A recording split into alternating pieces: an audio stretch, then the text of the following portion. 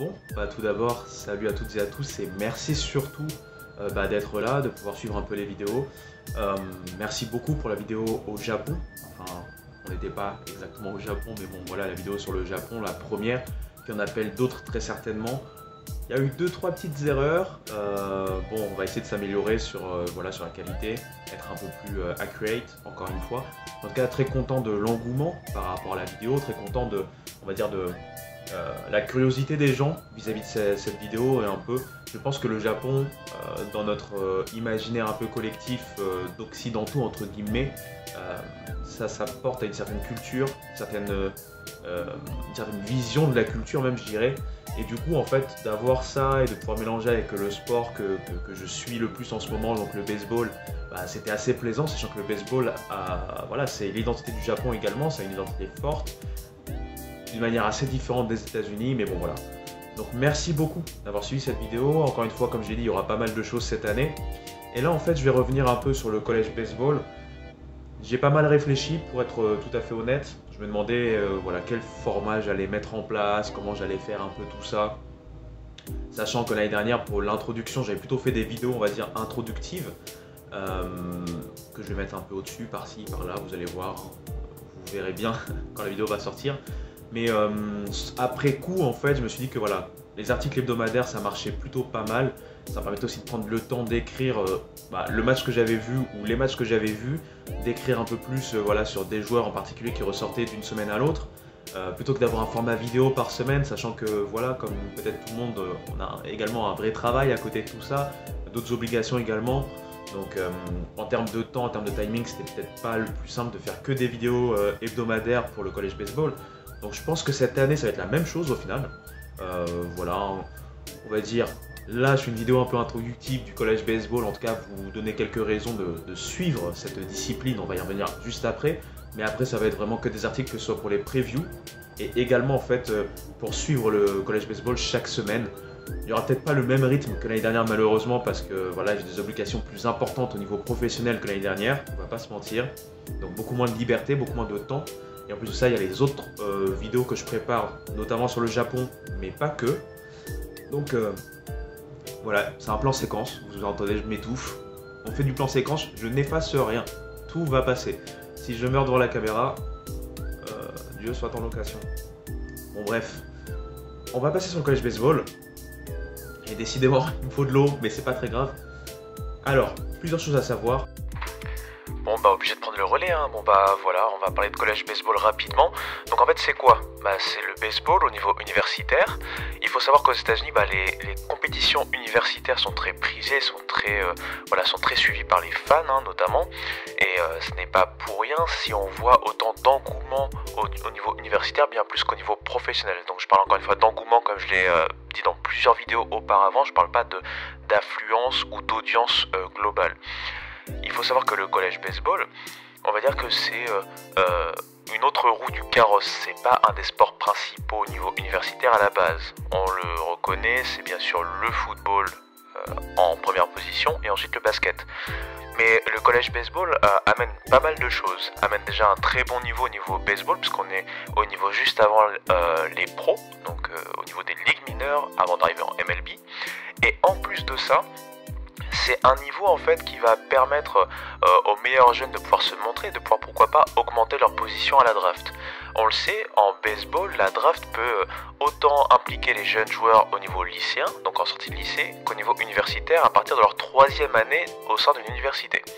Et bien en passant ces 3 ans d'université, ils vont pouvoir affiner leurs armes, pouvoir aussi définir leur position un peu plus finale, puisqu'il faut savoir qu'il y a pas mal de jeunes joueurs qui excellent dans différentes positions, et au niveau lycéen c'est pas toujours sûr où on les place. On a beaucoup aussi de two-way players, c'est-à-dire des joueurs qui à la fois lancent et à la fois peuvent jouer à une position sur le terrain, notamment à la batte aussi au niveau offensif.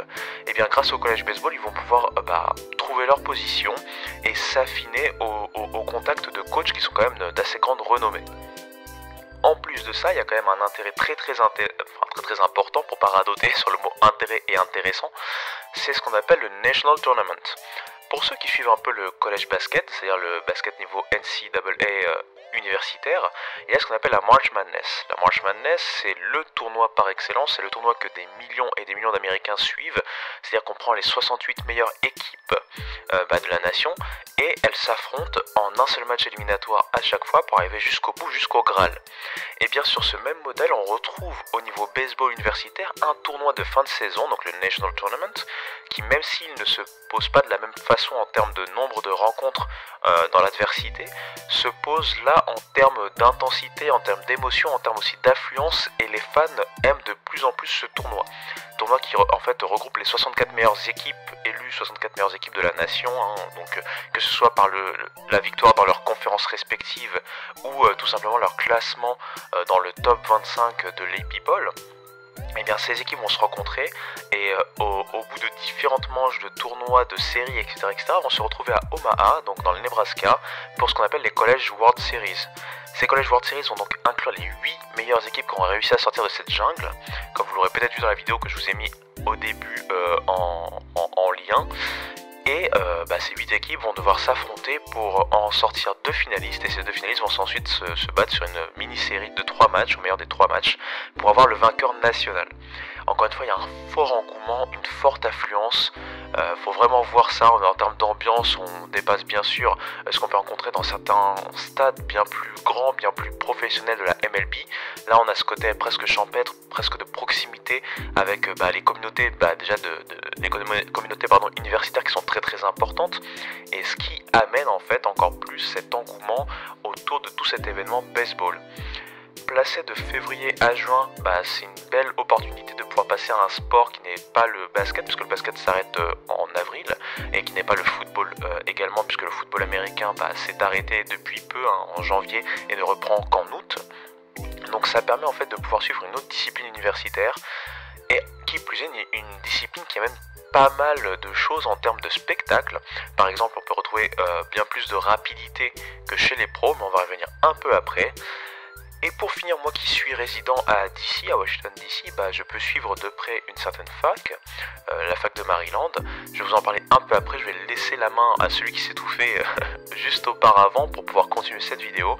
Mais en tout cas, je vais essayer bien sûr d'amener plus de contenu là-dessus, pourquoi pas de vous amener un peu plus à l'intérieur de tout ça. Bref, je vous laisse la place, à plus. Comme je l'ai dit, pouvoir faire des interviews, de la zone presse, etc.